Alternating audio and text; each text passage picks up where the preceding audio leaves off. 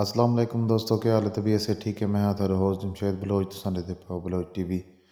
अज असां थारे कण गिन के आए पे और नीली रावी दी उनका खूबसूरत तोहफा त्रीजा सू झोटी है।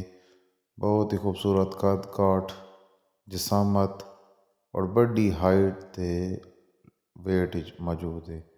खूबसूरत हवान नल खूबसूरत थाना ते फासला ते खूबसूरत झोटी खूबसूरत चीज़ है। जिस भाई को अपने फार्म की ज़रूरत हो ज़रूर सा रबता करे। डिस्क्रिप्शन नंबर मौजूद है।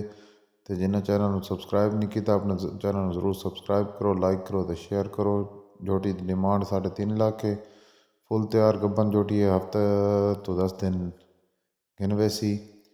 तो जिस भाई को ज़रूरत हो ज़रूर सारे रबता कराए। इस अज की खूबसूरत वीडियो का इख्तिताम करें। पाकिस्तान जिंदाबाद, पाक फौज पाइंदाबाद। अगर सारी वीडियो चंगी लगी है तो चैनल ज़रूर सबसक्राइब करो, लाइक करो, दोस्तों ने शेयर कराए, कमेंट पास कराए। अल्लाह हाफिज़।